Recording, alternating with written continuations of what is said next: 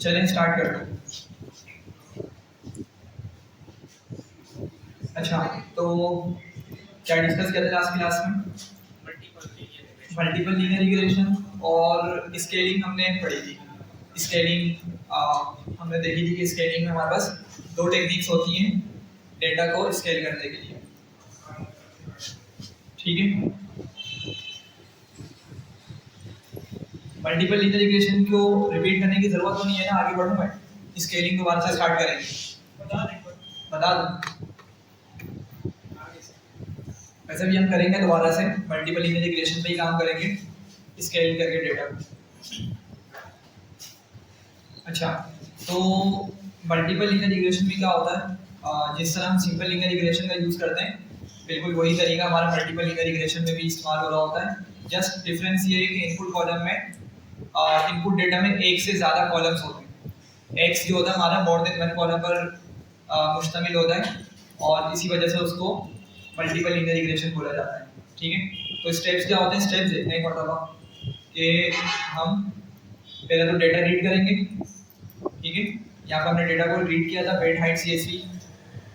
फिर हमने जो हमारा जेंडर वाला कॉलम था उसको हमने इनकोड किया था, न्यूमेरिक में कन्वर्ट किया था। ठीक, उसके बाद नेक्स्ट स्टेप में हमने जो हमारे इनपुट कॉलम्स थे उनको निकाल दिया था। इनपुट कॉलम से किस तरह से निकाला था कि आपको मालूम है मेरा जो टारगेट है वो वेट निकालना था। ठीक है, मुझे क्या निकालना था? मशीन लर्निंग मॉडल बनाना था जो मेरे वेट्स को प्रिडिक्ट करके दे दे, और मैं चाह रहा था कि मैं जेंडर दूं उसको और हाइट प्रोवाइड करूं, और इसके बिहाफ में मुझे वेट प्रिडिक्ट करके बताए। तो इसलिए वेट वाला मेरा आउटपुट कॉलम हो गया, और जेंडर और हाइट क्या हो गया?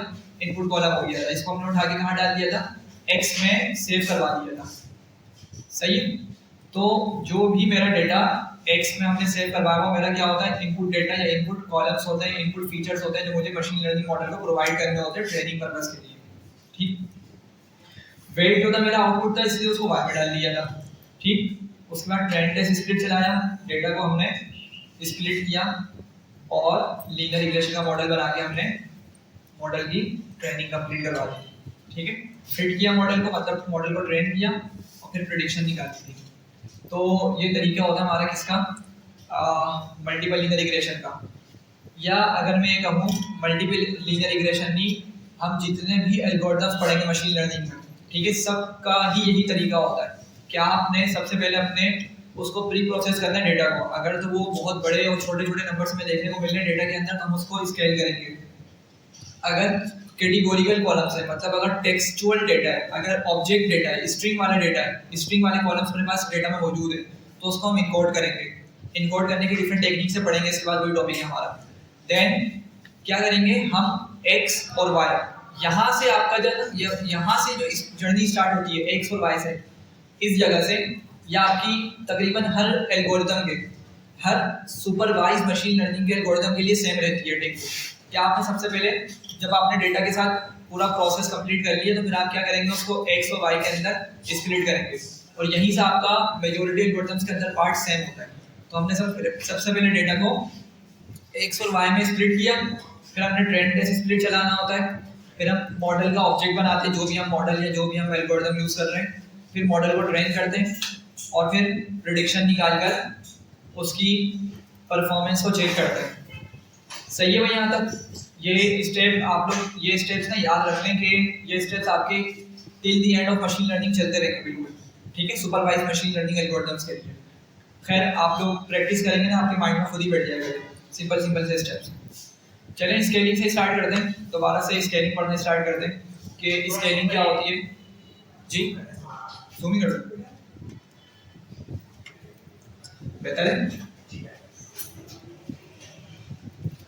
अच्छा, तो स्केलिंग से स्टार्ट करते हैं, दोबारा देखते हैं कि स्केलिंग क्या होती है।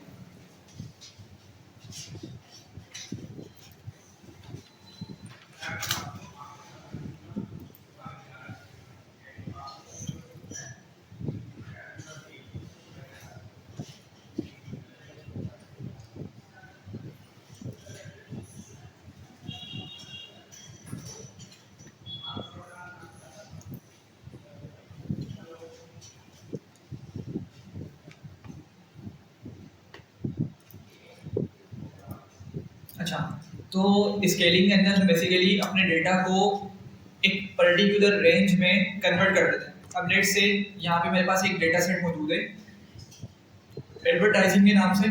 इस तरह डेटा को देखें, इस डेटा में मेरे पास टीवी, रेडियो, न्यूज़पेपर और सेल्स, ये 4 कॉलम्स मौजूद हैं इस डेटा सेट में। अच्छा, अब आप लोग बताएं कि इसके अंदर जो आउटपुट कॉलम होगा मेरा क्या होगा? सेल्स होगा, ठीक है। सेल्स के अलावा बाकी जो कॉलम्स हो मेरे इनपुट कॉलम्स हो जाएंगे, सही। अच्छा, अब ये बेसिकली डेटा एक छोटा सा डेटा है और ये बता रहा है कि किसी भी कंपनी ने टीवी पे अपना मार्केटिंग बजट कितना स्पेंड किया, रेडियो पे कितना किया, ठीक है। अब तो खैर ये ज़माने चलेगा, लेकिन पुराने ज़माने के अंदर इस तरीके से मार्केटिंग हुआ करती थी।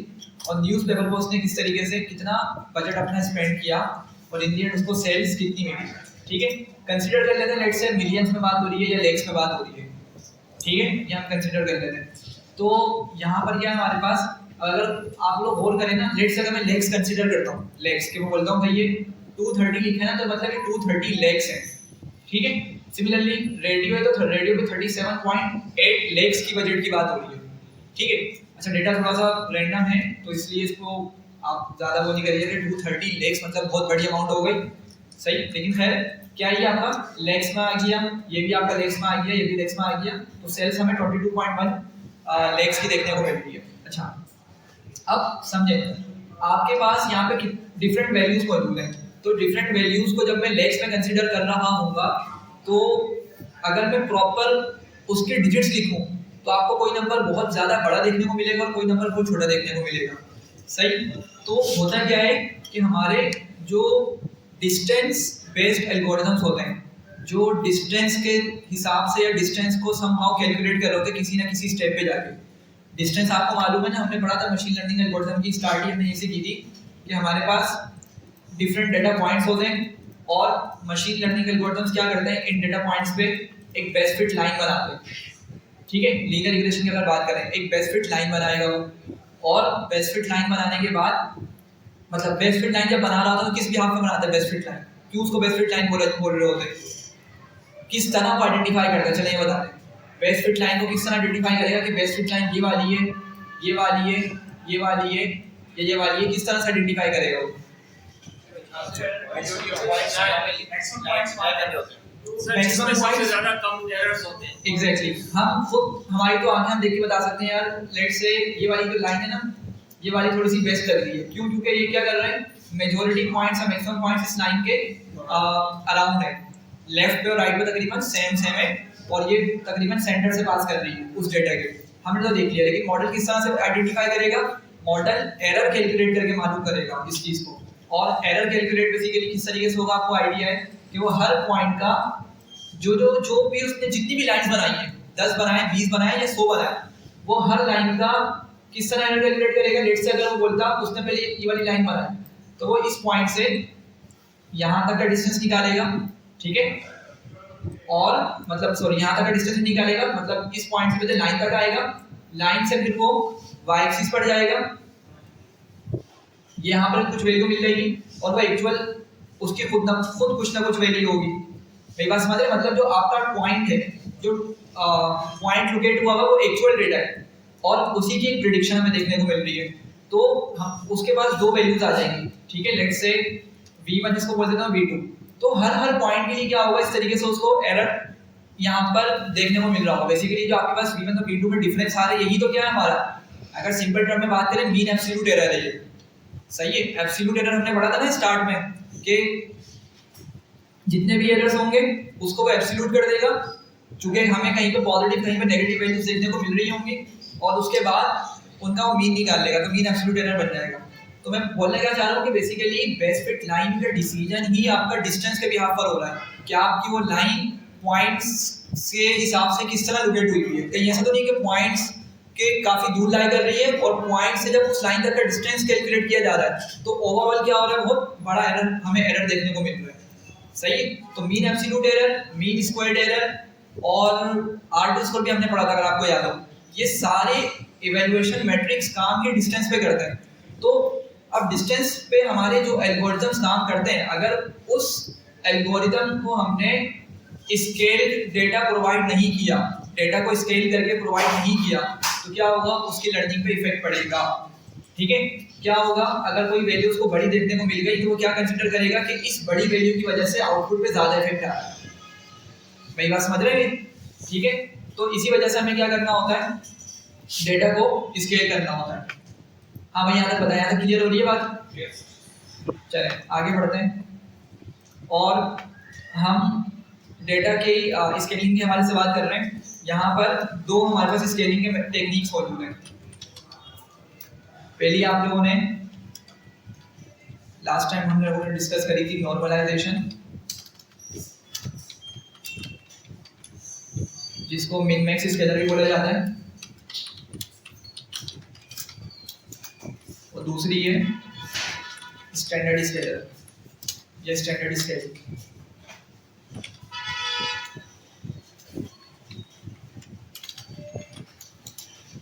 सही है, तो जरा इसको देखते हैं कि क्या होती है। नॉर्मलाइजेशन वाले को दोबारा डिस्कस करते हैं। नॉर्मलाइजेशन वाली टेक्निक में क्या होता है कि लेट्स से ये कुछ डेटा पॉइंट्स हैं और हमने क्या करना है, इस पर नॉर्मलाइजेशन का एक फॉर्मूला अप्लाई करना है ताकि हम इसको क्या कर सकें, इन डेटा पॉइंट्स को एक पर्टिकुलर रेंज में ला सकें। वो रेंज क्या होती है हमारी, 0 से 1 की रेंज होती है। सही, अब होगा क्या, लेट्स से यहाँ पर मेरे पास हम 2 डायमेंशनल कंसीडर कर लेते हैं इसको समझने के लिए। 3 डायमेंशन जाएंगे थोड़ा सा डिफिकल्ट हो जाएगा, तो 2 डायमेंशन हम इसको समझते हैं। लेट्स से यहाँ पर सेल्स, यहाँ पर हमारे पास सेल्स है y एक्सिस पे, और x एक्सिस पे क्या मौजूद है, let's say social media marketing का बजट आ रहा है। ठीक है, एसएसएम लिख दिया, सोशल मीडिया मार्केटिंग बल्कि एसएमएम होगा। सोशल मीडिया मार्केटिंग का बजट हमारे पास x एक्सिस पर है और सेल्स हमारे पास y एक्सिस पर देखने को मिलती है। तो क्या करेंगे, हम हर डेटा को एक 0 से 1 के स्केल पर, 0 से 1 के दरमियान हम उसको स्केल करेंगे। किस तरीके से करेंगे, आपको फॉर्मूला याद है, हम हर पॉइंट को माइनस करेंगे उसके मिनिमम वाले डेटा पॉइंट के साथ, और फिर डेटा का मैक्स निकालकर उसको मिन से माइनस कर देंगे। ठीक है, ये फॉर्मूला है। इस टेक्निक की मदद से क्या होता है, इस टेक्निक की मदद से हमारी नॉर्मलाइजेशन परफॉर्म की जा रही होती है। अब इमेजिन करिए कुछ पॉइंट्स हैं, इनको मैं यहाँ पे लिखता हूँ, मैनुअली लिखता हूँ। लेट्स से सेल्स मुझे देखने को मिल रही है 23, 29, 11, 15। सही है, ये मेरे पास लेट्स से सेल्स का डेटा है, और ये सेल्स का डेटा आ रहा है किसी सोशल मीडिया मार्केटिंग के बजट के अगेंस्ट। लेट्स से यहाँ पे भी मैं लिख लेता हूँ 39, 99 और लेट्स से 7। ठीक है, ये आपके पास वो वाला बजट है, ये आपकी ये वो वाली वैल्यूज हैं जो हमने मार्केटिंग पे लगाई, और इस मार्केटिंग के बाद हमें इतनी सेल्स अचीव हुई है। ठीक है, किसी ई कॉमर्स स्टोर को या किसी वेबसाइट को ये सेल्स अचीव हुई है। ठीक है, अच्छा अगेन ये लेक्स के अंदर बात हो रही है। ठीक, तो अब 23 लेक्स, यहाँ पे 29 लेक्स, यहाँ पे 11 लेक्स, यहाँ पे 15 लेक्स, और इसी तरह की बहुत सारी वैल्यूज मौजूद होंगी। तो हमारा डेटा क्या है, काफी दूर दूर है। अगर आप लेट्स से 11 वाले को 23 से या 29 से कंपेयर कर लें तो काफी बड़ा गैप मौजूद है, और डिफरेंट वैल्यूज होने की वजह से हमारे पास जो एल्गोरिथम है उसकी सही से लर्निंग हो नहीं सकेगी। तो हम क्या करेंगे, हर पॉइंट को इस मिन मैक्स स्केलर की मदद से नॉर्मलाइज करेंगे। ठीक, तो क्या होगा, हमारा आपका 23 है, फॉर्मूला किस तरह काम करेगा, 23 माइनस क्या हो जाएगा, मिनिमम कितना है हमारा, अभी डेटा के हिसाब से 11 है, डिवाइड हो जाएगा मैक्स कितना है 29, और माइनस फिर दोबारा में कितना आ जाएगा, 11 आ जाएगा। तो ये फॉर्मूला एक बन गया आपका। इस फॉर्मूले की वजह से आपको जो आंसर मिलेगा वो आपका 23 वाला स्केल्ड आंसर हो जाएगा। ठीक है, एंड सो ऑन 29 वाले को भी हम इसी तरीके से निकालेंगे, 11, 15, हर पॉइंट को इसी फॉर्मूले की मदद से वैल्यूज डाल के निकालेंगे उसका आउटपुट, और जब मुझे वैल्यूज मिलेंगी रिजल्ट में, तो वो वैल्यूज 0 से 1 के दरमियान स्केल हो चुकी होंगी। ठीक है, तो सिंपल ये हमारा मिन मैक्स स्केलर होता है, और इसको हम जरा देखते हैं किस तरह से इम्प्लीमेंट कर सकते हैं। अच्छा, दो तरीके हैं, एक तो हम चाहे तो खुद भी इसको नॉर्मल ये फॉर्मूला अप्लाई करके हम स्केल कर सकते हैं अपने डेटा को। ठीक है, वरना मिन मैक्स स्केलर का यूज कर लेंगे। तो मैं डायरेक्ट मिन मैक्स स्केलर ही यूज करता हूँ, और हम इसको ज़रा स्केल कर दें। अच्छा, हमारे पास यहाँ पे डिफरेंट डेटा सेट्स हैं। इंश्योरेंस है, इंश्योरेंस वाले के अंदर ज़्यादा कॉलम्स ना स्ट्रिंग वाले हैं, इसको फिलहाल छोड़ दें। लोन को देखते हैं, लोन में भी ज़्यादातर टेक्स्ट वाले कॉलम्स हैं, वेट और हाइट। खैर, हम एडवर्टाइजिंग वाले भी काम करते हैं, ठीक है। इसका डेटा थोड़ा कम है, सिर्फ 200 रोज हैं इसके अंदर, ठीक है, लेकिन चलिए हम इसी को यूज़ करते हैं। अच्छा, तो कुछ लाइब्रेरी रिपोर्ट करनी पड़ेंगी, आपको मालूम है। मैं काम करता हूँ, ऊपर से एक कॉपी करके ले आता हूँ। ये सारी लाइब्रेरीज हैं। अगर हमें लीनियर रिग्रेशन के साथ काम करना है तो इनको आपको इंपोर्ट करना पड़ेगा।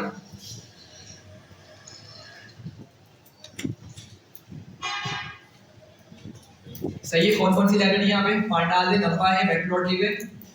मॉडल सिलेक्शन से हमने क्या निकाला? ट्रेंड टेस्ट स्प्लिट की फंक्शनैलिटी। लीनियर मॉडल से लीनियर रिग्रेशन। प्री प्रोसेसिंग से हमने मिन मैक्स स्केलर निकाला है, ठीक है। और मैं काम करता हूँ अभी, इसके बाद नेक्स्ट टॉपिक हमारा स्टैंडर्ड स्केलिंग का है, तो मैं यहाँ पे स्टैंडर्ड स्केलर को भी इंपोर्ट कर लेता हूँ। सही है, चलिए एग्जीक्यूट कर देते हैं और आगे बढ़ते हैं, डेटा रीड करते हैं। तो मैं लिखूंगा pd डॉट रीड csv, क्या नाम था फाइल का हमारी? Advertising dot csv।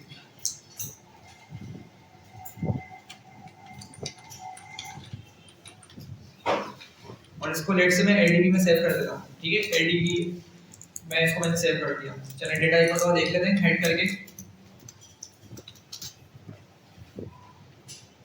ठीक है। अच्छा, डेटा आ रहा है, लेकिन ये कॉलम भी आ गया जो हमारे लिए किसी काम का नहीं है। ये इंडेक्स बता रहा है, ठीक है। डेटा के अंदर इंडेक्स भी सेव हुआ होगा मे बी, तो इस वजह से हमें कॉलम देखने को मिलता है। तो पहले हम इसी को ड्रॉप कर देते हैं, ठीक है। किस तरह करूँगा मैं ड्रॉप? जी, ड्रॉप एन करते ड्रॉप एन या डायरेक्ट ड्रॉप चलाऊंगा? डायरेक्ट ड्रॉप चलेगा। एन वाला क्या करेगा? ड्रॉप एन सिर्फ नल वैल्यूज को, नॉट अवेलेबल वैल्यूज को ड्रॉप करेगा। सही है। तो हमने अभी कॉलम ड्रॉप करना है, तो इसलिए ड्रॉप लिखेंगे और यहाँ पे कॉलम का नाम कॉपी कर देते हैं, ठीक है। और इसको एक्सिस बताना पड़ेगा, क्योंकि हमारा ड्रॉप जो है वो रो को भी डिलीट करने के लिए काम यूज होता है और कॉलम्स को भी डिलीट करने के लिए यूज हो रहा होता है। तो इसलिए मैं बताऊंगा इसको एक्सिस इक्वल्स टू 1, और रिजल्ट में हमें अब ये रिमेनिंग 3 कॉलम्स देखने को मिलेंगे, ठीक है। तो मैं वापसी से एडीबी में ही सेव कर देता हूँ उसको। इन प्लेस का भी यूज कर सकते थे, ठीक है। मैंने क्या किया, ओवरराइड की मदद से दोबारा डेटा को एडीबी में सेव कर दिया, ठीक। अच्छा, उसके बाद क्या करते हैं हम? डेटा की इन्फो निकाल लेते हैं कि कुछ एम्प्टी कॉलम्स मौजूद नहीं है। तो टोटल एंट्रीज कितनी है भाई? 200 टोटल एंट्रीज, मतलब 200 डॉलर टोटल। तो सब कॉलम्स के अंदर 200 वैल्यूज मौजूद हैं। डेटा टाइप इनकी क्या है? सबकी सही है। फ्लोट आ रही है, मतलब सबकी सही है, क्योंकि पॉइंट में आंसर देखने को मिला था। अच्छा, फिर नेक्स्ट क्या करेंगे हम? इसमें अब हम एक्स और वाई में इसको स्प्लिट कर देंगे, ठीक है। एक्स और वाई में इसको स्प्लिट करने के लिए आपको मालूम है क्या लिखूंगा मैं? एडीबी डॉट ड्रॉप, और सिर्फ लास्ट वाले कॉलम का नाम बताऊंगा इसको मैं, cells x is equals to 1। तो इससे मुझे स्टार्टिंग में 3 कॉलम्स मिल जाएंगे, ठीक है। अच्छा, हम स्केलिंग परफॉर्म करेंगे बाद में, मतलब पहले हम अभी स्प्लिट कर रहे हैं डेटा को एक्स और वाई के अंदर, फिर जब x train y train x test y test जब बना लेंगे ना, फिर वहां पे हम इसकी स्केलिंग परफॉर्म करेंगे, सही है। तो इसलिए मैंने यहाँ पे इसको एक्स और वाई में यहाँ पे पहले स्प्लिट करवा दिया है, और वाई निकाल लेते हैं इसी तरीके से, एडीबी डॉट, बल्कि एडीबी, और यहाँ पर सेल्स आ गया, ठीक है। तो एक्स और वाई में मेरा डेटा स्प्लिट हो गया है सक्सेसफुली। यहाँ तक कोई मसला? अच्छा, तो अब नेक्स्ट क्या होगा? इसको ट्रेनिंग में, इसको ट्रेनिंग और टेस्टिंग में स्प्लिट करना है। तो एक्स ट्रेन और क्या होता था? X test. तो सर ये नाम है एक्स के अंदर से कोई दिया सेल्स का दिया कॉलम दिया नहीं, वाई में दिया है। सेल्स का कॉलम हमने सिर्फ वाई में रखा है, क्योंकि मेरा जो आउटपुट कॉलम होता है ना, देखें, ये सबसे पहले आपके माइंड में होना चाहिए कि आपका आउटपुट कॉलम किस में आएगा? वाई में आएगा, ठीक है। उस आउटपुट कॉलम पे आपका जो भी कुछ डेटा मौजूद है, सबका सब कहाँ जाएगा? एक्स में चला जाएगा। अभी तो सिंपल है, सेल्स का हम काम कर रहे हैं तो सिर्फ 3 ही कॉलम हमारे किस में जा रहे हैं, एक्स में जा रहे हैं। लेकिन अभी अब आगे जब डेट बढ़ेंगे ना तो हमें पास बड़ा डेटा सेट देखने को मिलेगा, उसमें बहुत सारे कॉलम्स एक्स में जाएंगे, सिर्फ एक कॉलम आपका वाई में आएगा, ठीक है।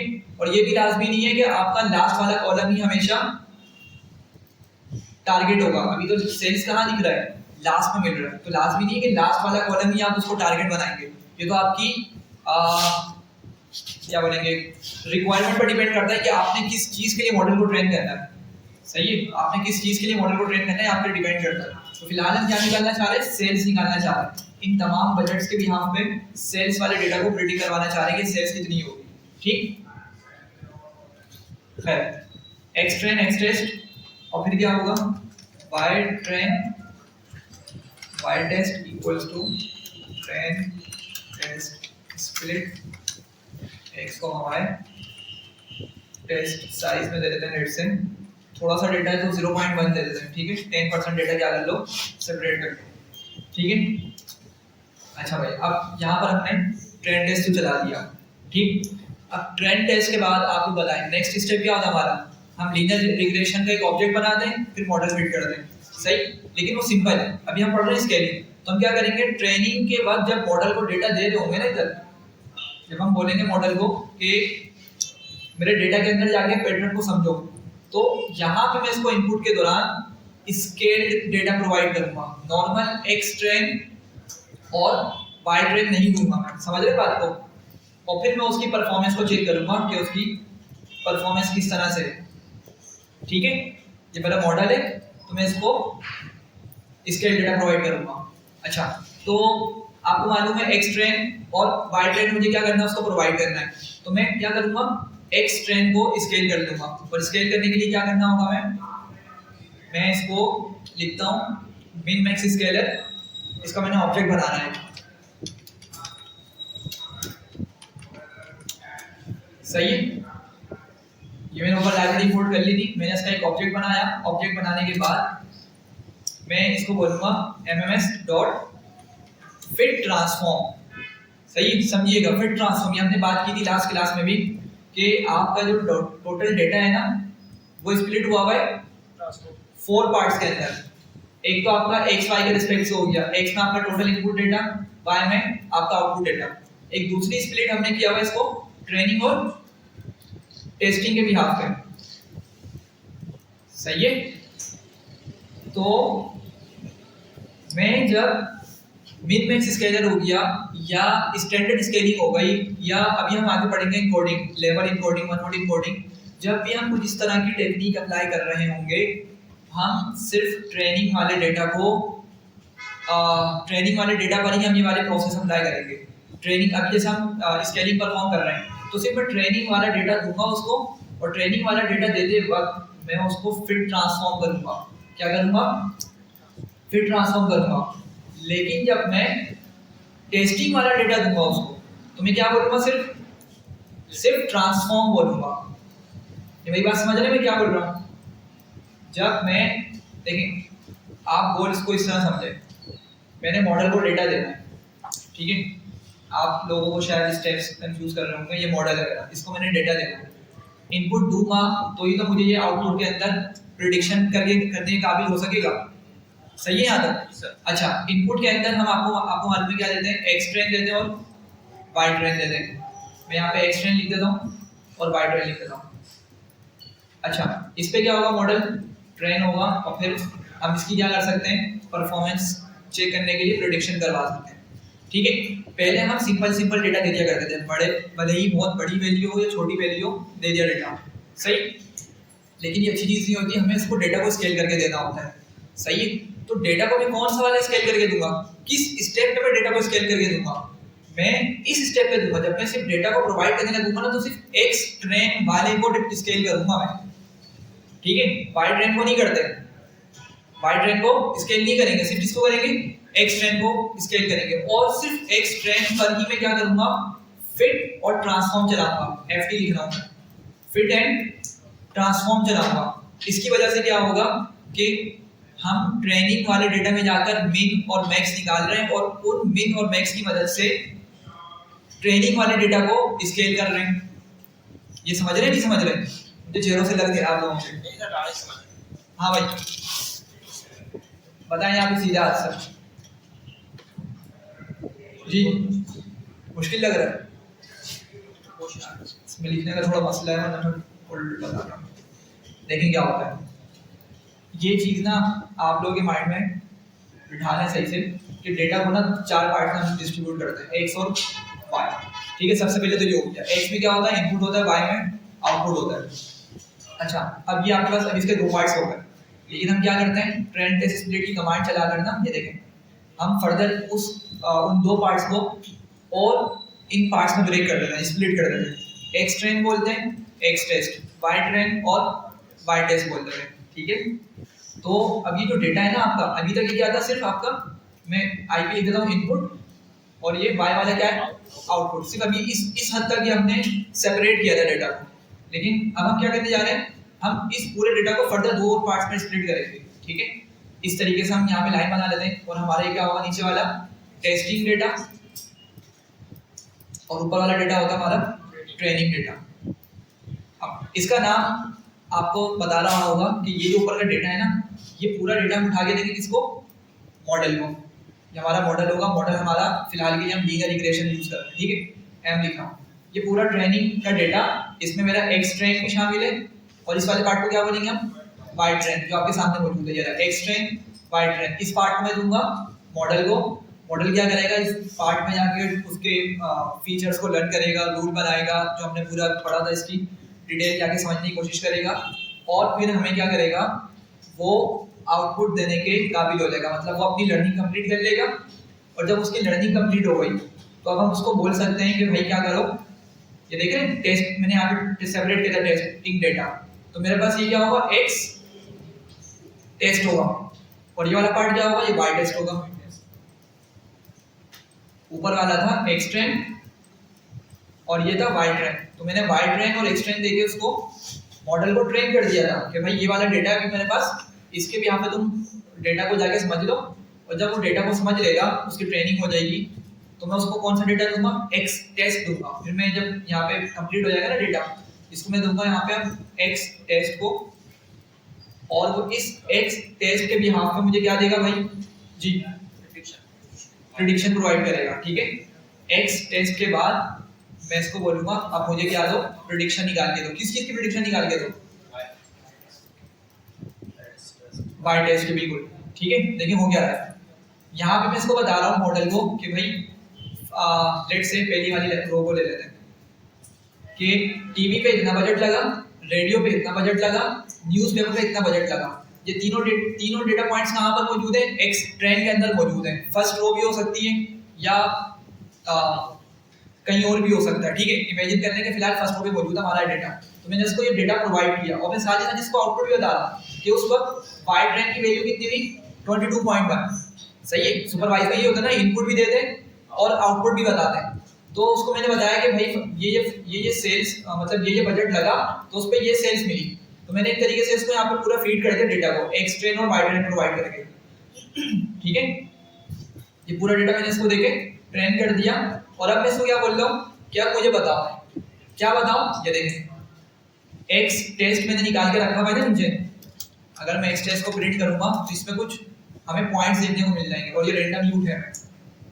ठीक है, लेट्स से ये पॉइंट है, मैंने कहा चलो अब मुझे बताओ कि अगर मैं टीवी पे 177 का बजट लगाऊं, रेडियो पे इतना बजट लगाऊं, न्यूज़पेपर पे इतना बजट लगाऊं, ठीक है, तो मुझे बताओ कि मेरी सेल्स कितनी बनेगी। ठीक है, वो सीख लेगा ना, जैसे हम लोग कुछ क्वेश्चन सॉल्व करना सीखते हैं मैथमेटिक्स के, पहले टीचर आके सब कुछ बताते हैं कि भाई ये इस तरीके से सॉल्व करोगे तो आपको ये आंसर आएगा। हम थोड़ी सी प्रैक्टिस करते हैं, फिर हम न्यू उस तरह के क्वेश्चन सॉल्व करने के कैपेबल हो जाते हैं। तो इसलिए अभी क्या हो चुका है, प्रेडिक्शन करने के काबिल हो चुका है टेस्टिंग और ट्रेनिंग डेटा, ट्रेनिंग और एक्स ट्रेन और वाई ट्रेन डेटा की मदद से। अब मैं इसको दूंगा एक्स टेस्ट वाला डेटा, मैं इसको ये वाला डेटा दे रहा हूँ, मैं बोल रहा हूँ चलो अच्छा मुझे बताओ कि अगर मेरे पास ये डेटा पॉइंट्स हो तो उस पे सेल्स की क्या वैल्यूज होंगी, प्रेडिक्ट किसको करके देगा ये सेल्स को, क्योंकि मेरा वाई वाला कॉलम क्या था, वाई के अंदर हमने रखा है सेल्स को। अगर आपको यहाँ पे याद हो, ये देखें वाई के अंदर हमने सेल्स वाले कॉलम को रखा है ना। ठीक है, तो प्रेडिक्ट के दौरान भी मैं इससे सेल्स की ही वैल्यूज एक्सपेक्ट कर रहा हूँ। ठीक, तो मैंने इसको x टेस्ट दिया। अब ये क्या करेगा, उस हर x टेस्ट के अगेंस्ट मुझे एक y वाली वैल्यू देगा, एक सेल्स की वैल्यू बताएगा। मैंने कहा अच्छा मुझे इसकी वैल्यू बताओ, तो मुझे एक वैल्यू दिखाएगा, मैं बता दूं किस तरीके से दिखाएगा। सिमिलरली मैं इसको ये वाला डेटा दूंगा, रो दूंगा, तो मुझे इसके अगेंस्ट एक सेल्स की वैल्यू बताएगा, ठीक। और वो जो वैल्यूज बता रहा होगा ना, उसको हम एक वेरिएबल में सेव कर लेते हैं, उसको बोलते हैं y प्रेडिक्ट। नाम कुछ भी दे सकते हैं, लेकिन हम इसको इस तरह से लिख देते हैं y प्रेडिक्ट करके कि हमने क्या किया है, उससे प्रिडिक्शन निकलवाई है, और ये डेफिनेटली किसकी है, सेल्स की प्रिडिक्शन है। तो सिंस हमने सेल्स को पहले y में डाला था, तो इसलिए इसको भी क्या नाम दे देते हैं, प्रेडिक्टेड वाली वैल्यू को y प्रेडिक्ट। नहीं समझ रहे, ठीक है। तो y प्रेडिक्ट हमने डाल दिया, और फिर क्या करेंगे, यहाँ से जो वैल्यूज मुझे मिलेंगी ना, वो प्रिडिक्टेड वैल्यूज है, मशीन ने बताई है। और मेरे पास देखें इसका एक्चुअल डेटा भी तो मौजूद है y टेस्ट की शक्ल के अंदर, सही है, y टेस्ट की शक्ल में मुझे पास एक एक्चुअल डेटा भी मौजूद है। तो इन दी एंड में क्या करूंगा, इन दोनों को कंपेयर करूंगा कि ये दोनों वैल्यूज कितनी क्लोज है। लेट्स से मुझे पता चलता है कि मेरी एक्चुअल वैल्यू, जब ये वैल्यूज थी ना मेरी टीवी रेडियो न्यूज़पेपर पे, ये बजट लगाया मैंने, तो मुझे सेल्स मिलती है 30 लाख की सेल्स मिलती है। ये एक्चुअल डेटा मेरे पास वाई टेस्ट का। हम एक काम करते हैं, वाई टेस्ट ही प्रिंट कर लेते हैं।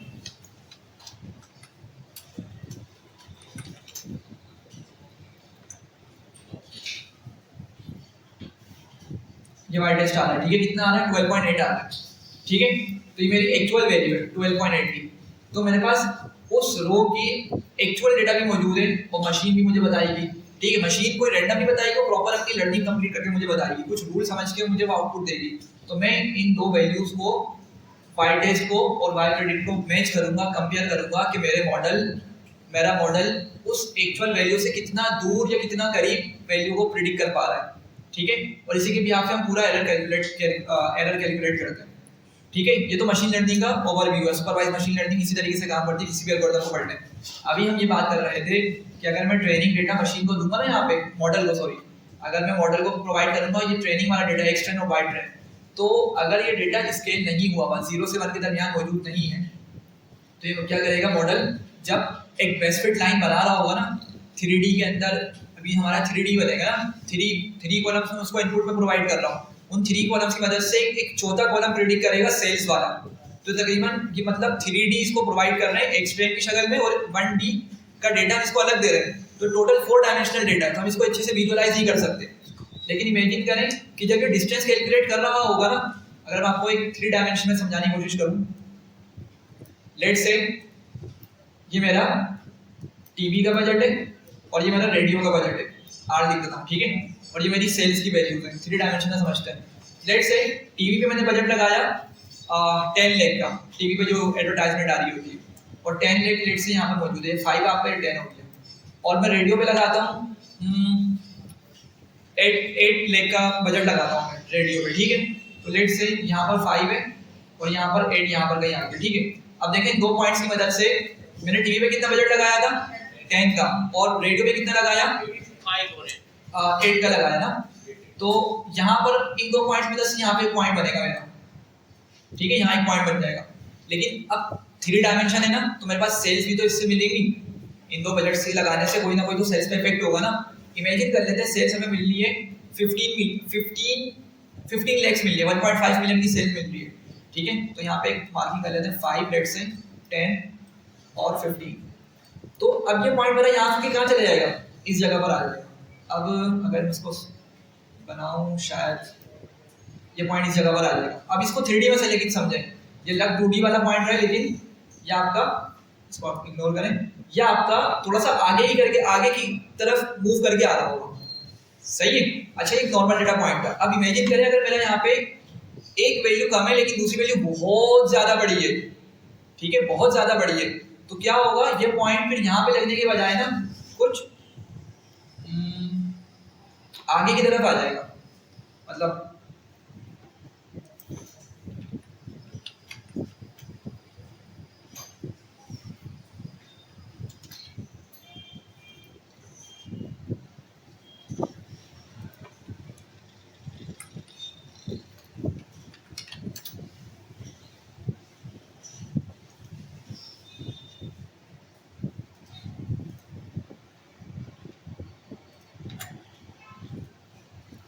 चलें इसको देखें।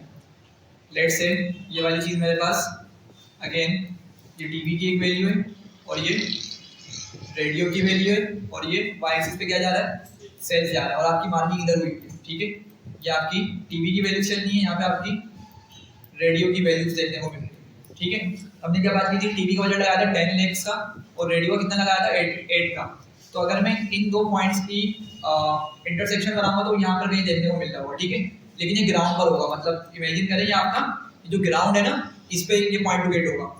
अब सेल्स की जब थर्ड वैल्यू आई तो क्या हो गया, हमने 15 मिलियन इसको कहा था, 15 लाख बोला था, तो 15 लाख की वजह से पॉइंट यहाँ से मूव करके ये कहीं टॉप पर आ जाएगा।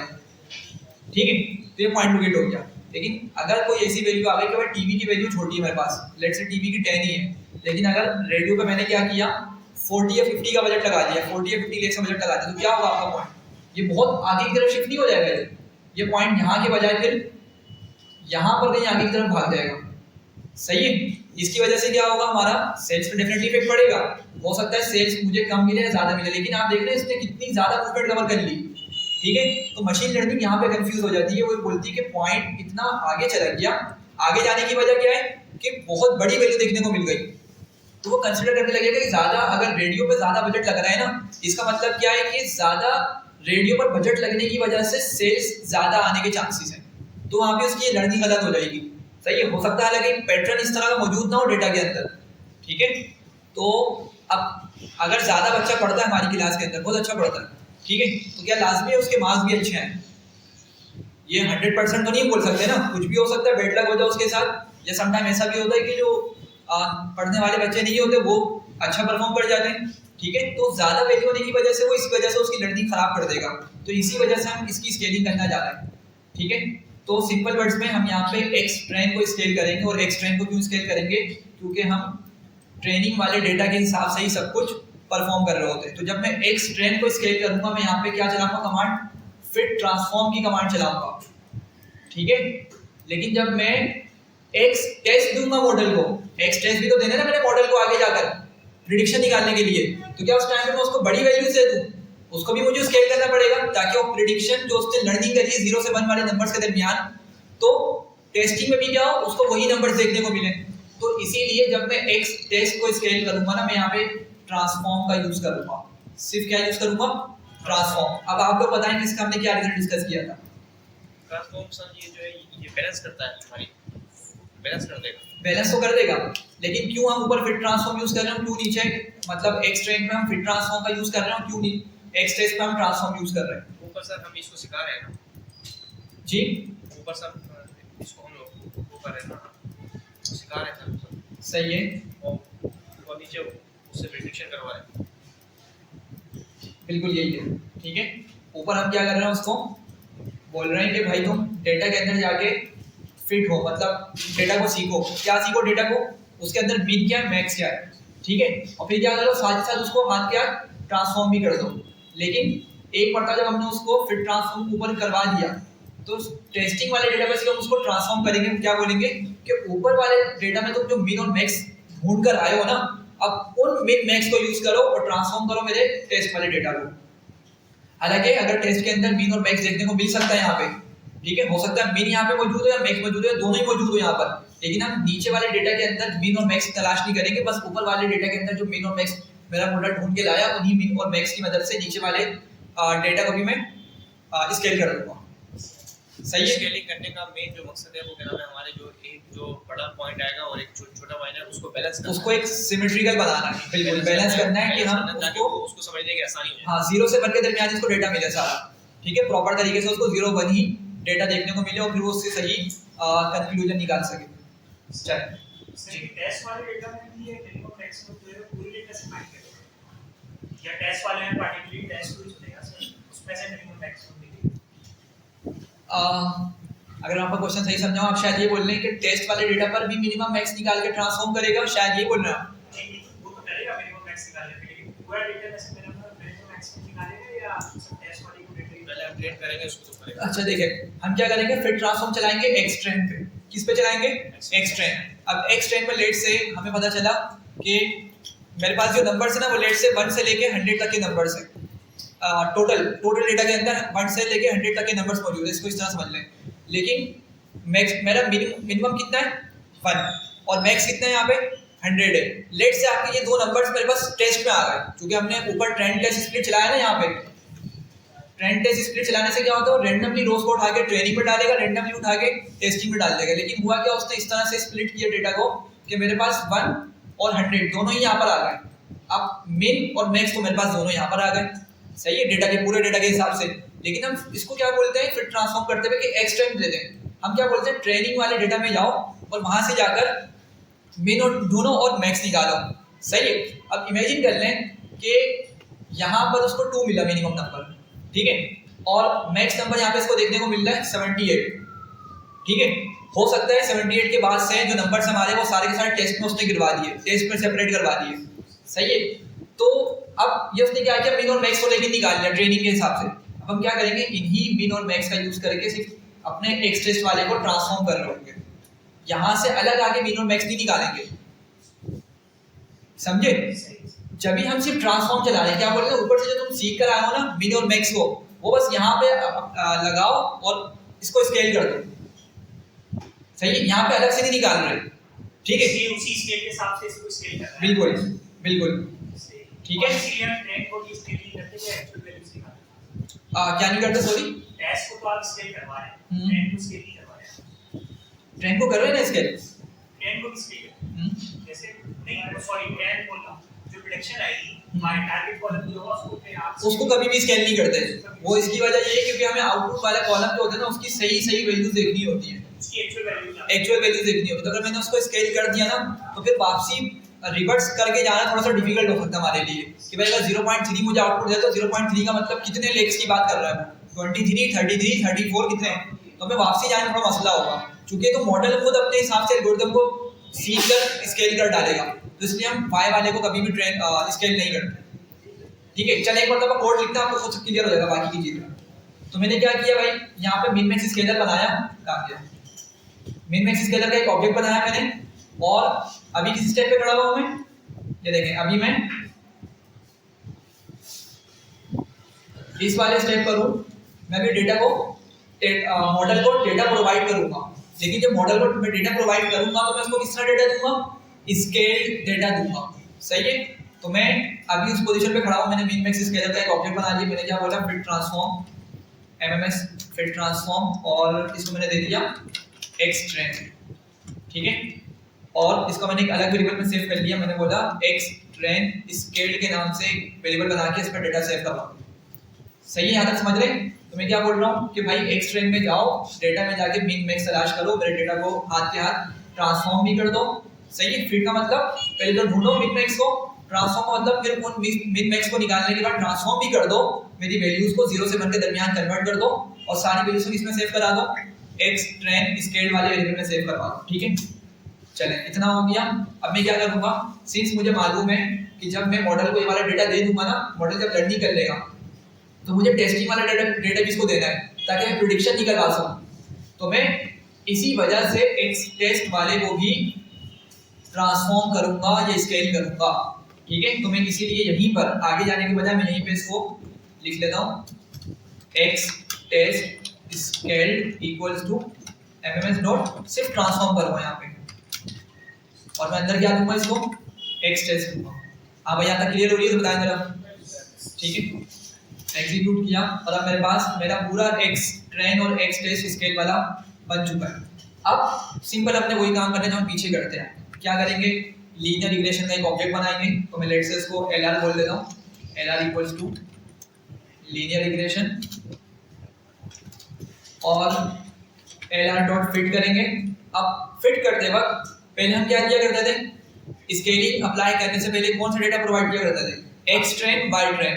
लेकिन अब की मर्तबा ये नहीं करेंगे, हम क्या बोलेंगे, एक्स ट्रेन स्केल्ड, और वाई ट्रेन तो ऐसे जाएगा क्योंकि हमने वाई ट्रेन के साथ कुछ भी चेंज नहीं किया, ठीक है। वाई ट्रेन हो गया, यहाँ पे मॉडल ने पैटर्न को समझा जाके और मॉडल की ट्रेनिंग कंप्लीट हुई। अब आगे क्या बोलेंगे, एलआर डॉट प्रिडिक्ट।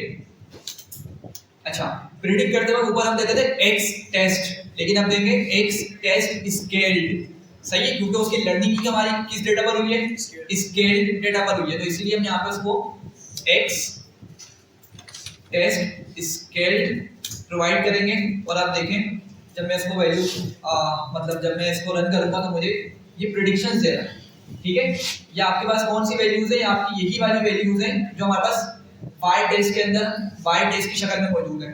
हमने वाई टेस्ट बनाया था ना कि ऊपर कुछ डेटा का निकाल के वाई टेस्ट में डलवा दिया था, तो अब हमें ये वैल्यूज़ मिल रही है, लेकिन वो प्रिडिक्टेड वाली वैल्यूज़ देखने को मिल रही है।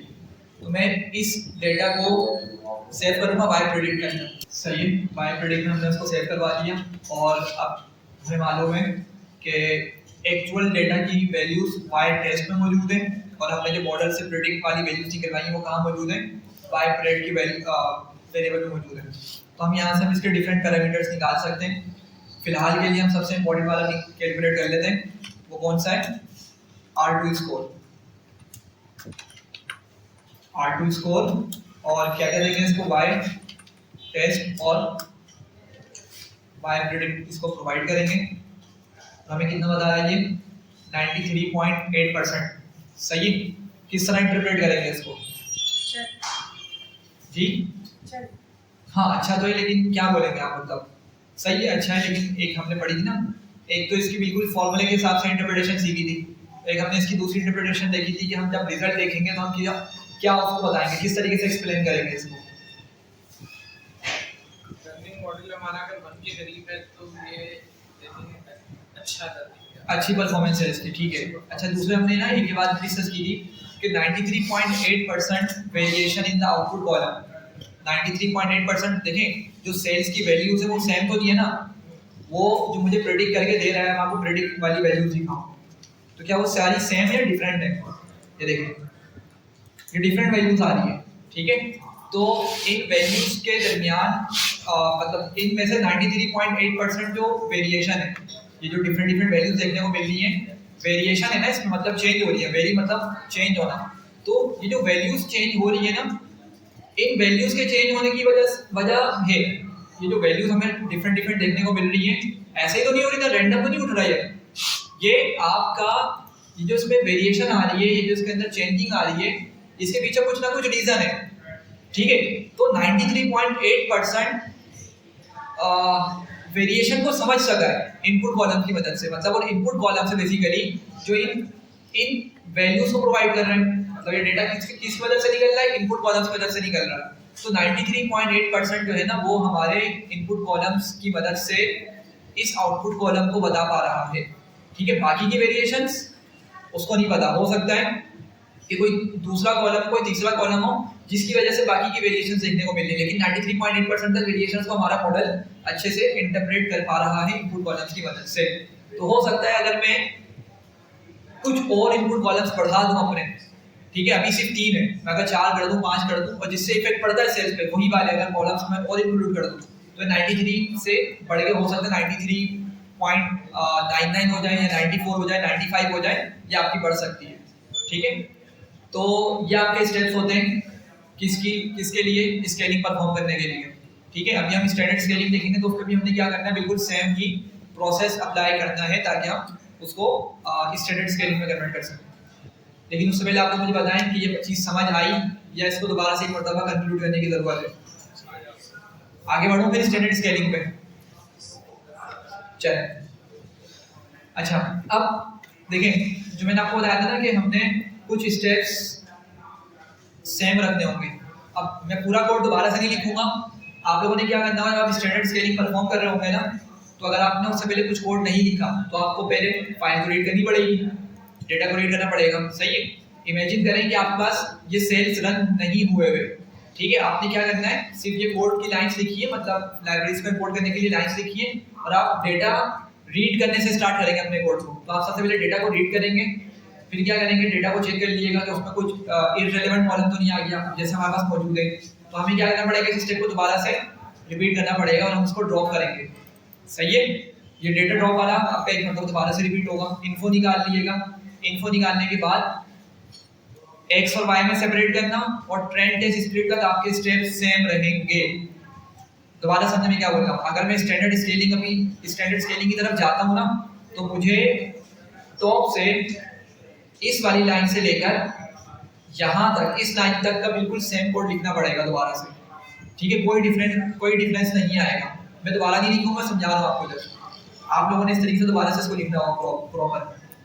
मैं स्टार्ट करूंगा यहाँ से, मैंने स्केलिंग यहाँ पे आके इसको ऑब्जेक्ट बनाया स्केलिंग का, सही है। तो मैं यहाँ से स्टार्ट करूंगा और मैं इस स्टेप के बजाय क्या करूंगा, स्टैंडर्ड स्केलर का ऑब्जेक्ट बनाऊंगा, ठीक है, स्टैंडर्ड स्केलर का ऑब्जेक्ट बनाऊंगा। तो मैं नीचे आता हूँ, मैं यहाँ पे जस्ट एक हेडिंग डाल देता हूँ,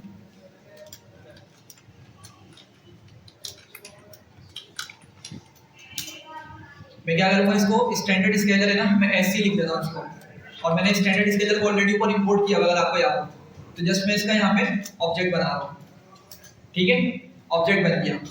अच्छा, ऑब्जेक्ट बनाने के बाद ऊपर हमने क्या किया था, ऊपर भी हमने एमएमएस का ऑब्जेक्ट बनाया था, और फिर हमने एमएमएस की मदद से फिट ट्रांसफॉर्म चलाया था एक्स ट्रेन पे, सही है, समझे बात को।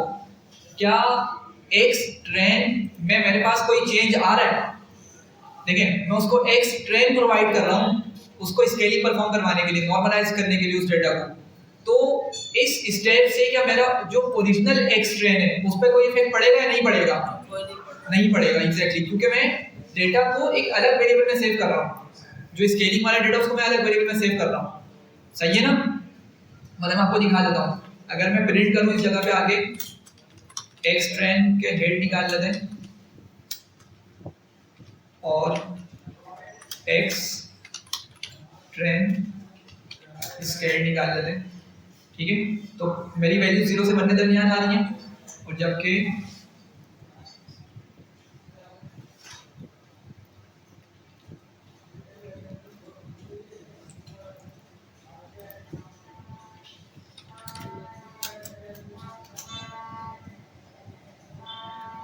अच्छा ये एरे से बना दिए, मैं इसको अलग से दिखा दूँ।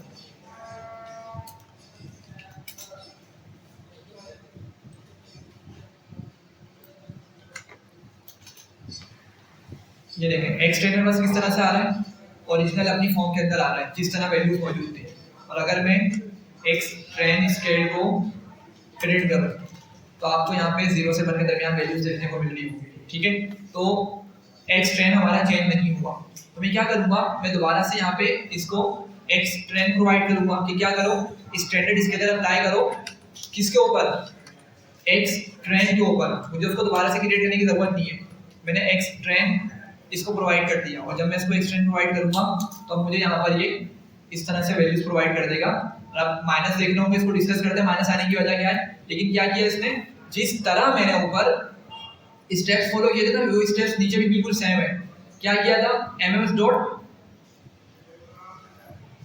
फिट ट्रांसफॉर्म किया था और अंदर क्या दिया था उसको एक्सटेंड।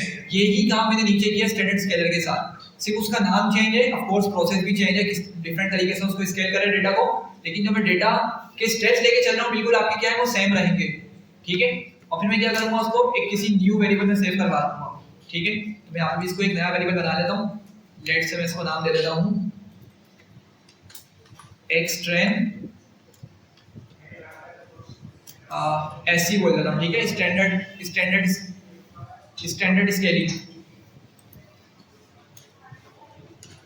एसएससी स्टैंडर्ड स्केलिंग मैंने इसका नाम दे दिया, ठीक है। एक्स ट्रेन स्टैंडर्ड स्केलिंग, तो सारी वैल्यूज कहाँ जाके सेव हो जाएंगी, एक्स ट्रेन के स्टैंडर्ड स्केलिंग में जाके सेव हो जाएंगी।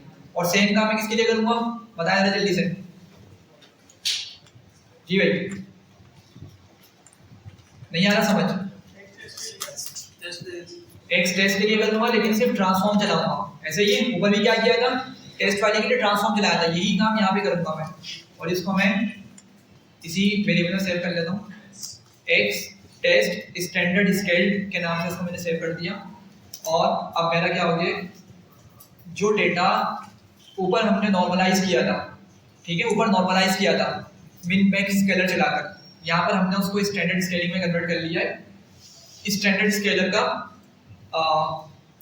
ऑब्जेक्ट नहीं, स्टैंडर्ड स्केलर की क्लास की मदद से, ठीक है। ये आपके पास सेम है, आगे का स्टेप भी क्या होगा, बिल्कुल सेम होगा। क्या करेंगे आप, दोबारा से ऊपर हमने एक लीनियर मॉडल बनाया था, ठीक है, ये देखें इस स्टेप के बाद हमने लीनियर मॉडल बनाया था, तो आपके पास लीनियर मॉडल दोबारा नीचे बनेगा, ठीक है, नीचे आपका दोबारा मॉडल बनेगा। क्यों, क्या मैं आप लोग बताएं, अगर मैं इसको लिखता हूँ इस तरीके से lr डॉट फिट और मैं इसको देता हूँ एक्स ट्रेन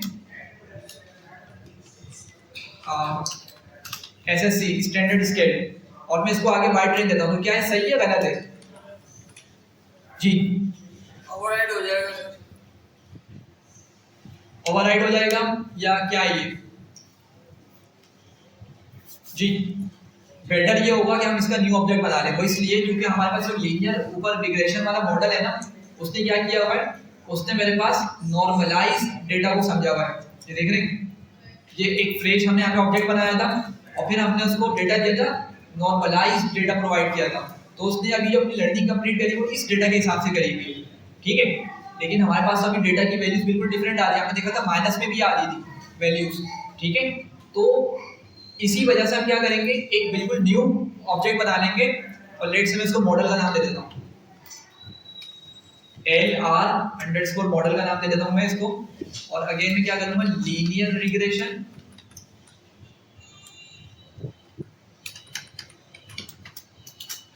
ठीक है। और मैं इस मॉडल की मदद से अब इसको ट्रेन करवाऊंगा, ठीक है।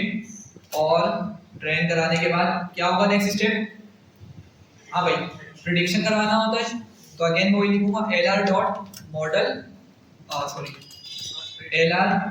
मॉडल डॉट प्रेडिक्ट, और क्या दे दूंगा इसको, X test SSC standard scale, ठीक है। और क्या करेगा ये, मैंने ऊपर X टेस्ट SSC के अंदर डेटा को पहले ही सेव करवा देता हूँ, फिर मैं इसको जाकर यहाँ पे प्रेडिक्ट करवाऊंगा और प्रेडिक्ट करवाने के साथ मुझे वैल्यूज यहाँ पे देखने को मिलनी है, मैं इसको सेव करवा लूँगा किसी न्यू वेरिएबल के अंदर, ठीक है। लेट से क्या नाम है उसको, बाय प्रेड SSC बोल देता हूँ इसको, ठीक है। एग्जीक्यूट किया और इन दी एंड क्या करेंगे, दोबारा से RT स्कोर कैलकुलेट कर लेंगे। मैं समझाता हूँ मैं क्या कर रहा हूँ, सारा इसका कॉन्सेप्ट बताता हूँ। फिलहाल के लिए बताना चाह रहा हूँ, कोड बिल्कुल सेम है, जो हमने ऊपर कोड किया वही बिल्कुल नीचे काम करना है हमने, ठीक है। कोई डिफरेंस नहीं है, सिर्फ हमारे पास स्केलिंग टेक्निक डिफरेंट हुई है, उसके अलावा सब कुछ सेम है। RT स्कोर के लिए क्या प्रोवाइड करूँगा मैं इसको, y टेस्ट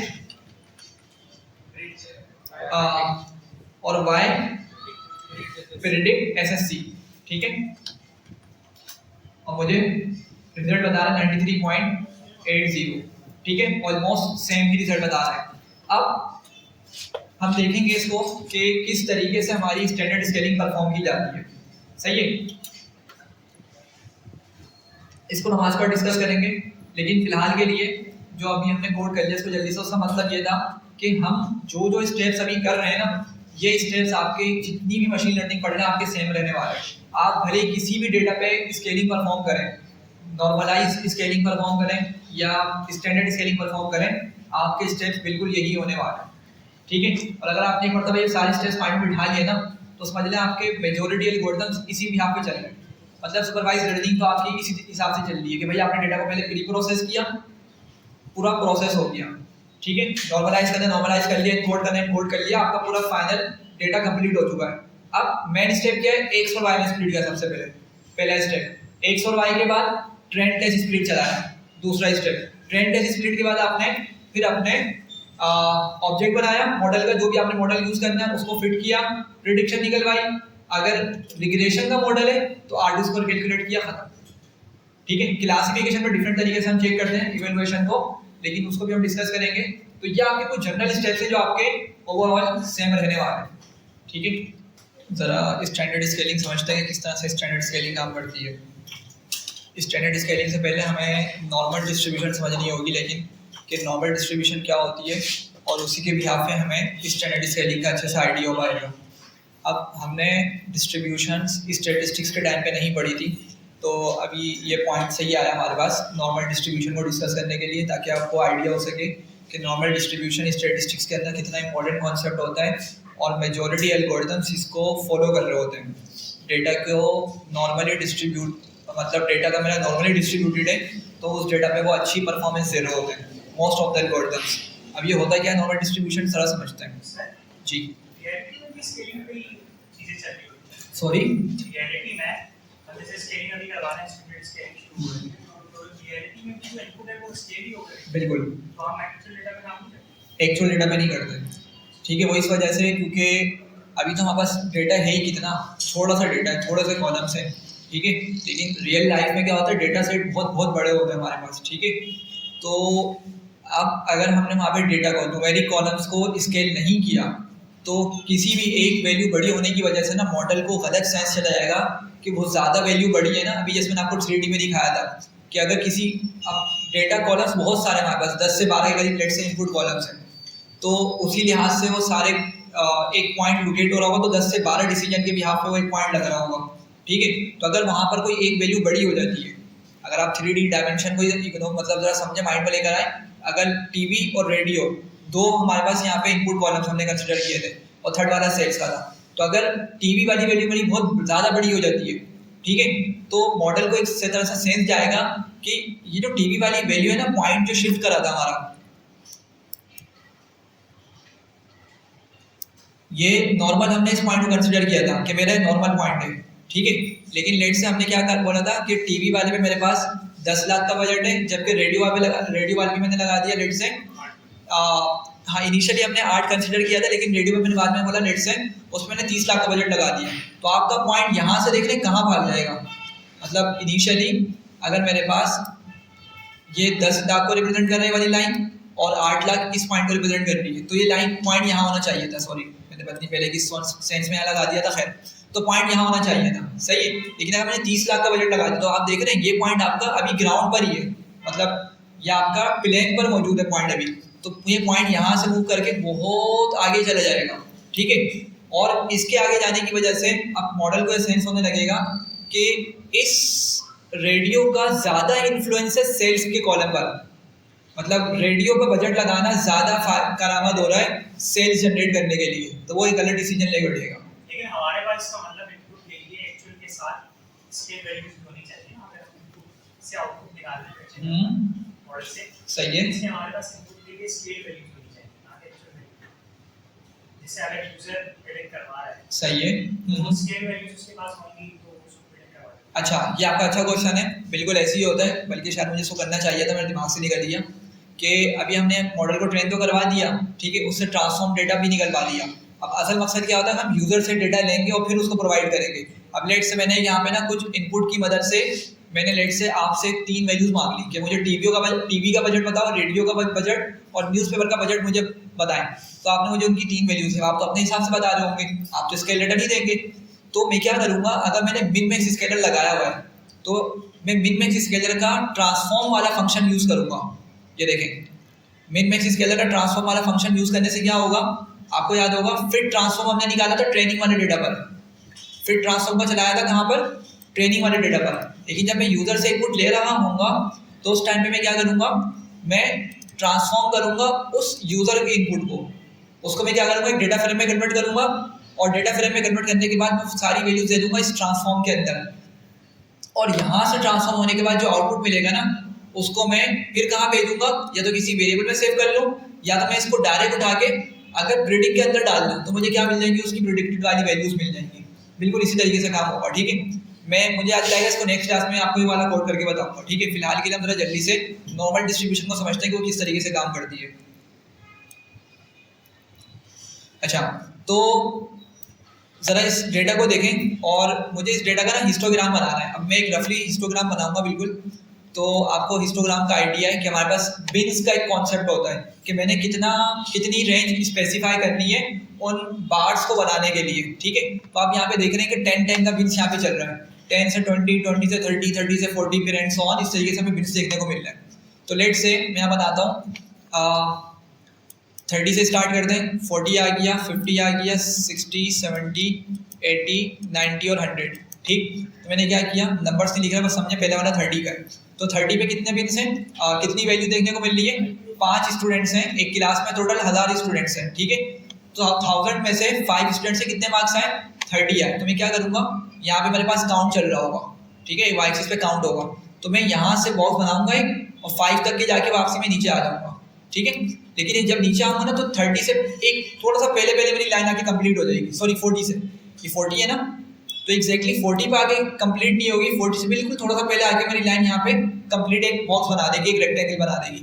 अच्छा, अगली वैल्यू 40 है और 20 स्टूडेंट्स हैं, तो ये काफ़ी ऊपर चली जाएगी। मैं काम करता हूँ, मैं यहाँ से इस लाइन को उठाता हूँ और ये 20 लेट से यहाँ तक आ गई, और फिर मैं इसको नीचे ले आया, आपके पास एक ये बन गया, ठीक है। अच्छा 50 पे कितनी जा रही है, 80 जा रही है, तो 80 को मैं लेट से थोड़ा सा और ऊपर ले जाता हूँ और यहाँ से मैं इसको ले आता हूँ कि 50 मार्क्स जिनके आए, ठीक है, वो 80 स्टूडेंट्स हो गए, ठीक है, एंड सो ऑन। और भी बना लेते हैं जल्दी से। 60 में कितना आ रहा है, 180 आ रहा है। अब 180 के लिए काफ़ी बड़ा सा हमारे पास ये बार ज़्यादा होगा, मैं थोड़ा और ऊपर कर देता हूँ इसको,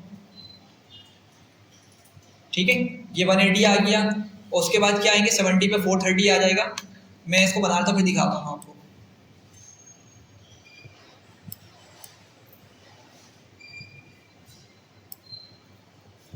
फिर 180 है तो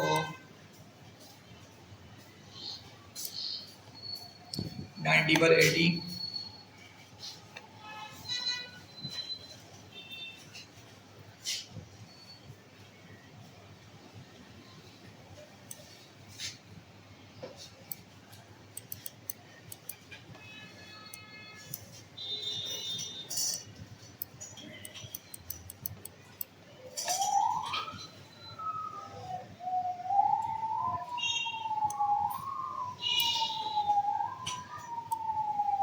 चले एक ये रैंडम सा मैंने हिस्टोग्राम बना दिया है, सही है।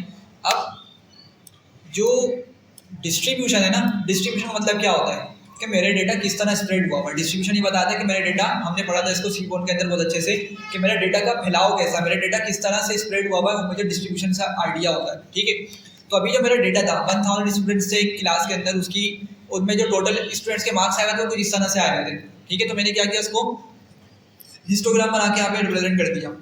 तो अब मुझे यहाँ पे आइडिया हो रहा है, आप डेटा देख के भी अंदाजा लगा सकते हैं, वरना आप ग्राफ देख के भी आइडिया लगा सकते हैं कि मेजोरिटी स्टूडेंट्स के मार्क्स मेरे पास कहाँ पर हैं, किस रेंज में लाई कर रहे हैं, ये रहे 70, मतलब मेजोरिटी स्टूडेंट्स मेरे पास 70 मार्क्स लेकर आए, ठीक है। एग्जैक्टली 70 नहीं है, 70 के आसपास की यह बात हो रही है, ठीक है।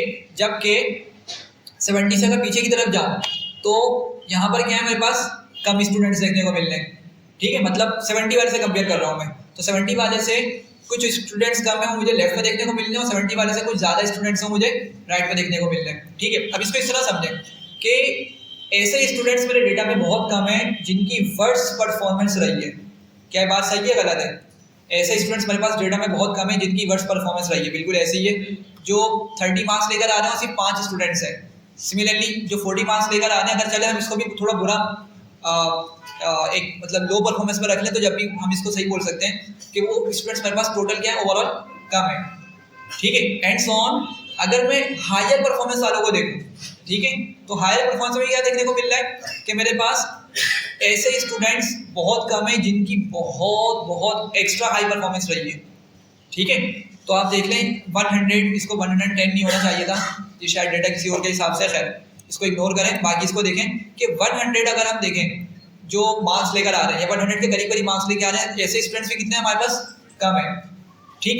तो इस डेटा को देख के क्या समझ आ रहा है कि मेरे पास जो 1000 स्टूडेंट्स हैं ना, उनमें से मेजोरिटी स्टूडेंट्स सेंटर में लाया कर रहे हैं, सेंटर ऑफ द डेटा में लाया कर रहे हैं, ठीक है, जो 70 बनता है हमारा, ठीक है। ऐसे स्टूडेंट्स भी मेरे डेटा में बहुत कम है जिनकी परफॉर्मेंस बहुत कम रही है, और ऐसे स्टूडेंट्स भी कम है डेटा के अंदर जिनकी परफॉर्मेंस बहुत पीक पे रही है, सही है। तो आपको थोड़ा सा माइंड में आ रहा है कि मेरे मेजोरिटी स्टूडेंट्स, मेरा जो मेजोरिटी डेटा है वो कहाँ पे लोकेट हुआ हुआ है, centre of the complete data पे लोकेट हुआ हुआ है, ठीक है। और नॉर्मली ऐसे ही होता है, नॉर्मली ऐसे होता है। अगर लेट्स हम अपनी एज की बात करें, नहीं एज नहीं हाइट की बात करें, हम यहाँ बैठे हुए सारे, लेट्स हम 100 लोग हैं, अगर हम हाइट निकालें तो हमें पता चलेगा भाई यहाँ पे छोटे करके भी लोग मौजूद हैं और टॉलेस्ट भी हैं, ठीक है। लेकिन जो नॉर्मल हाइट के लोग हैं, ठीक है, या जो स्मॉल हाइट के लोग हैं वो भी कम होंगे, और टॉलेस्ट जो है वो भी कम होंगे।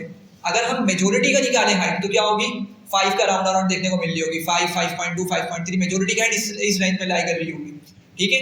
तो नॉर्मल डिस्ट्रीब्यूशन का मतलब क्या है कि हमारा डेटा जो मेजोरिटी डेटा होता है वो हमारा नॉर्मली डिस्ट्रीब्यूटेड होता है नेचर के अंदर भी, सही है। सिमिलरली अगर एक सैलरी के हिसाब से बात करें, सैलरी के हिसाब से, सैलरी के डेटा के हिसाब से, तो क्या आपके ख्याल में ये नॉर्मली डिस्ट्रीब्यूटेड डेटा होगा या नहीं होगा, सैलरी का डेटा? जी, सैलरी का डेटा क्या नॉर्मली डिस्ट्रीब्यूटेड हो सकता है या नहीं हो सकता, ठीक है। देखिए अब इसमें डिफरेंट सिनेरियो हो सकते हैं। हो सकता है कि अगर हम किसी एक पर्टिकुलर सेक्टर को टारगेट कर लें तो हो सकता है वो पर्टिकुलर सेक्टर में बहुत डिमांड आई हुई तो सैलरीज वहाँ पे ज़्यादा है, ठीक है। लेकिन अगर ओवरऑल हम चीज़ों को देखें तो वो भी हमारे पास क्या होनी चाहिए, नॉर्मली डिस्ट्रीब्यूटेड होनी चाहिए। मतलब अगर हम बात करें एवरेज सैलरी पाकिस्तान के अंदर तो मे भी हमें पता चले कि वो 60-70 का अराउंड है, ठीक है। अब इससे ऊपर जो सैलरी पे जा रहे हैं, ठीक है, ऐसा भी कम लोग देखने को मिल सकते हैं। और इससे जो नीचे आ रहे हैं, मतलब जो इतनी भी सैलरी नहीं कमा रहे, वो भी हमारे पास क्या होंगे डेटा के अंदर नॉर्मली अगर देखें तो कम देखने को मिलेंगे, सही है। लेकिन ये पाकिस्तान के सिनेरियो में सही बैठता नहीं है। अगर हम दूसरी कंट्री के हिसाब से देख ले तो ऐसा हो सकता है कि भाई जो मिडिल क्लास के लोग हैं वो ज़्यादा है, बहुत रिचेस्ट कम है और बहुत पुअरेस्ट भी कम हमें डेटा में देखने को मिल रहे होंगे। तो यही डेटा हमारा बेसिकली क्या होता है, नॉर्मली डिस्ट्रीब्यूटेड होता है। अब होता क्या है कि इसको ना एक बेल लाइफ कर्व से ड्रॉ कर दिया जाता है। तो अगर मैं यहाँ पे एक बेल लाइफ कर्व बनाना चाहूँ कुछ इस तरह करके, वो क्या होगा, कुछ इस तरह करके वो ड्रॉ हो जाएगा, ठीक है। तो आपका ये जो बेल शेप कर्व है बेसिकली ये आपको शो करता है normal distribution of the data को, सही है। अच्छा, अब नॉर्मल डिस्ट्रीब्यूशन के अंदर मेनली बात हो रही होती है मीन और स्टैंडर्ड डेविएशन की। ये बहुत इंपॉर्टेंट पॉइंट है, इसको जरा समझिएगा। देखो मुझे बताएं मीन क्या बताते हैं मेरा, अगर मैं मीन या मीडियन को डील कर रहा हूँ तो मुझे उससे क्या आइडिया होता है, डेटा का क्या बताता है, वो सेंटर बताता है ना।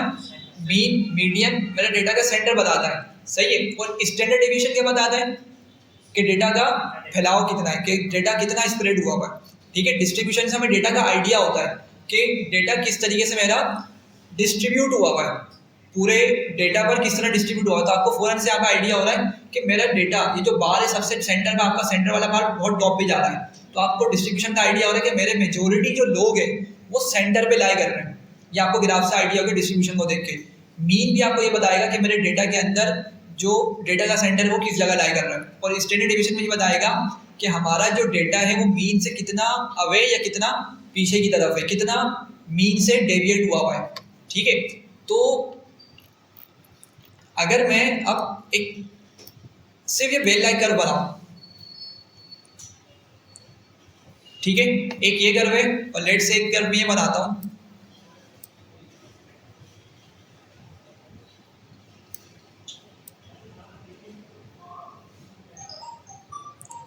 सही। तो इसकी मदद से आपको क्या आइडिया हो रहा है, डेटा के डिस्ट्रीब्यूशन का आइडिया हो रहा है, सही है। अच्छा, अब अगर मैं आपसे बोलूं कि मुझे बताएं कि दोनों में से ज़्यादा डेटा कहाँ पर फैला हुआ है, कहाँ पर स्प्रेड हुआ है, तो आप क्या बताएंगे, राइट साइड वाले पे आपका डेटा ज़्यादा स्प्रेड हुआ है, तो आपका कर्व भी थोड़ा सा स्प्रेड हुआ आपको देखने को मिल रहा है, उसकी डिस्ट्रीब्यूशन भी आपको ज़्यादा देखने को मिल रही है। अब हम ये जो नॉर्मल डिस्ट्रीब्यूशन देख रहे हैं, नॉर्मल डिस्ट्रीब्यूशन हमारी नॉर्मल डिस्ट्रीब्यूशन बेसिकली एक टेक्निक होती है जो हमारे डेटा का मीन सेंटर पे ले आती है। डेटा का मीन क्या करती है, सेंटर पे ले आती है। मतलब जो ये कर्व है ना, कर्व का सेंटर बेसिकली क्या होता है, मेरा डेटा का सेंटर बन जाता है, ठीक है। और स्टैंडर्ड डेविएशन हमारे पास क्या होती है, 1 कर देता है। अभी जब हम स्टैंडर्ड स्केलिंग पढ़ रहे हैं ना, स्टैंडर्ड स्केलिंग में क्या होता है, स्टैंडर्ड स्केलिंग की 2 कैरेक्टरिस्टिक्स है, वो मेरे डेटा के मीन को क्या बना देगा, सेंटर पे ले आएगा। मीन तो वैसे होता ही सेंटर है, सही है, लेकिन आपको मालूम है आउटलायर्स वगैरह की मदद से क्या होता है, वो डेटा का मीन डिफरेंट हो जाता है। लेकिन ये क्या करेगा, ये डेटा को इस तरह से डिस्ट्रीब्यूट करता है, ठीक है। उसके इसका फॉर्मूला होता है, फॉर्मूला देखते हैं। डेटा को इस तरह से डिस्ट्रीब्यूट करेगा या डेटा को इस तरह से अरेंज करेगा कि मेरा डेटा का मीन ऑटोमेटिकली उठ के उसकी ओरिजिनल लोकेशन पर आ जाएगा, ठीक है।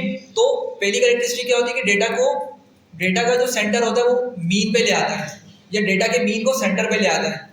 और स्टैंडर्ड डेविएशन को क्या बना देता है, ये 1 बना देता है। क्या बना देता है, स्टैंडर्ड डेविएशन को 1 बना देता है। इसको प्रूव करेंगे हम इन 2 कैरेक्टरिस्टिक्स को। फिलहाल के लिए समझें, अब मेरे पास ये एक लाइन है सेंटर पे, ठीक है, ये मीन को शो कर रही होगी। ये किसको शो कर रही होगी, ये मीन को शो कर रही होगी, ठीक है। अब यहाँ से हमें क्या पता चल रहा है, यहाँ से ये पता चल रहा है, अगर ये मेरी लाइन यहाँ पे मीन को शो कर रही है ना, तो राइट साइड पर मेरा जो डेटा है और लेफ्ट साइड पर जो मेरा डेटा है वो दोनों किस तरह के इक्वली डिस्ट्रीब्यूट हुआ है, राइट साइड वाला भी और लेफ्ट साइड वाला भी। ऑफ कोर्स थोड़े बहुत ऊपर नीचे पॉइंट्स हो सकते हैं, लेकिन डेटा क्या हुआ है, दोनों साइड पे इक्वली डिस्ट्रीब्यूट हुआ है, ठीक है। अच्छा, यहाँ पर ना एक रूल आता है, एम्पिरिकल रूल। वो रूल क्या होता है कि 68, 95 और 99.7, ठीक है। इसको थोड़ा समझिएगा किस तरीके से, ये वैसे डिफरेंट रूल्स होते हैं एम्पिरिकल रूल में। हमें बेसिकली ये चेक करना होता है कि मेरा 68% डेटा जो है वो किस रेंज में लाई कर रहा है। जिस तरह आपको याद होगा हमने पढ़ा था ये कहाँ पढ़ा था, बॉक्स प्लॉट में पढ़ा था शायद।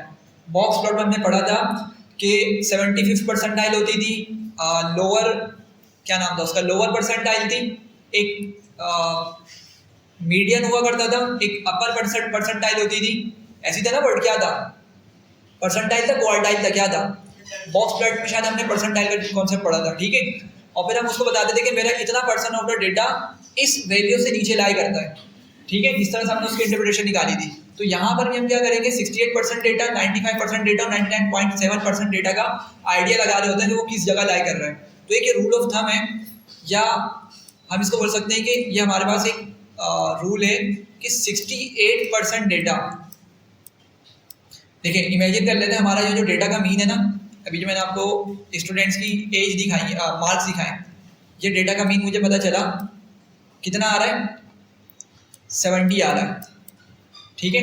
और इसकी मैंने क्या करी, स्टैंडर्ड डेविएशन निकाली, मुझे पता चला स्टैंडर्ड डेविएशन कितनी आई इसकी, 10 आ गई, ठीक है।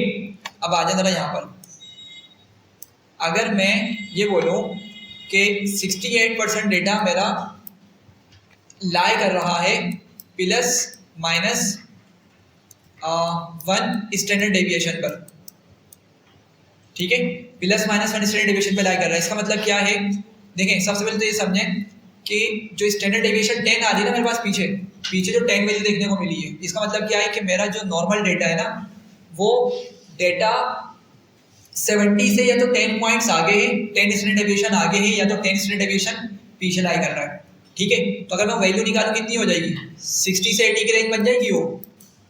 अगर मैं मीन से जाकर, जो कि मेरा 70 है, अगर मैं इसमें 10 प्लस करूँ, स्टैंडर्ड डेविएशन अगर मैं प्लस करूँ, इसमें कितनी हो जाएगी वैल्यू, 80।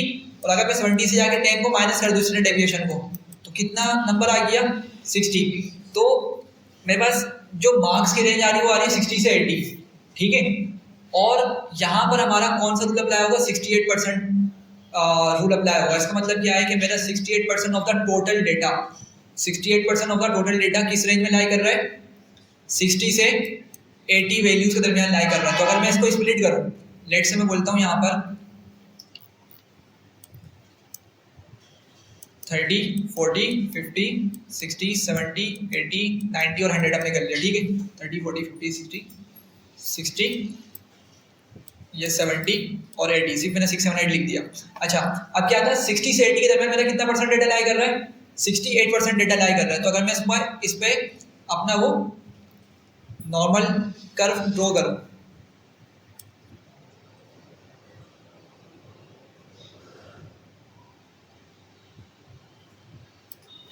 ज़्यादा खतरनाक हो गया।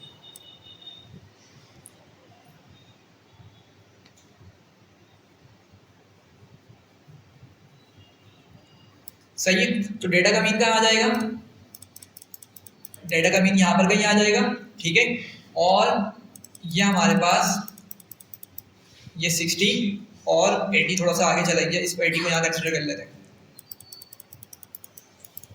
ये 80 आ गया, ठीक है। अब इसको हम किस तरह से बताएंगे कि देखें स्टैंडर्ड डेविएशन में कितना आगे आ रहा, 70 है ना मेरा, ये मेरी 70 वैल्यू है, मैं कितना आगे आया, 10 स्टैंडर्ड डेविएशन आगे आया और 10 स्टैंडर्ड डेविएशन पीछे गया। तो बेसिकली ये जो पार्ट है मेरा, ये पूरा आपको जो कर्व देखने को मिल रहा है, ये पार्ट आपका पूरे डेटा का 68% कवर कर रहा है।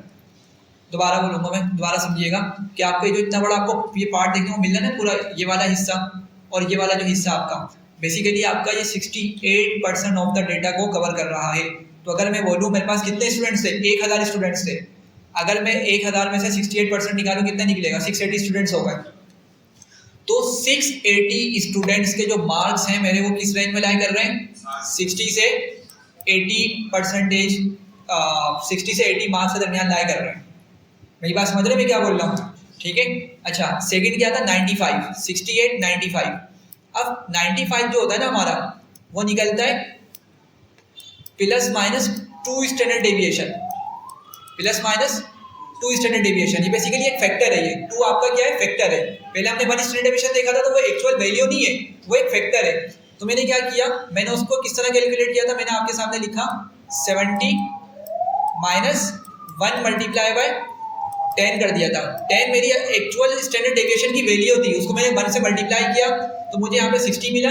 और सिमिलरली जब मैंने प्लस किया था उसको भी ऐसे किया था, 70 प्लस 1 टाइम्स 10 किया तो मुझे यहाँ पे 80 नंबर देखने को मिल गया था। अब हम 2 टाइम्स ऑफ स्टैंडर्ड डेविएशन का फैक्टर देख रहे हैं, तो क्या होगा अगर मैं 95% डेटा का आइडिया लगाना चाह रहा हूँ कि 95% डेटा मेरा किस रेंज में लाई कर रहा होगा, तो उसको किस तरीके से हम लिखेंगे।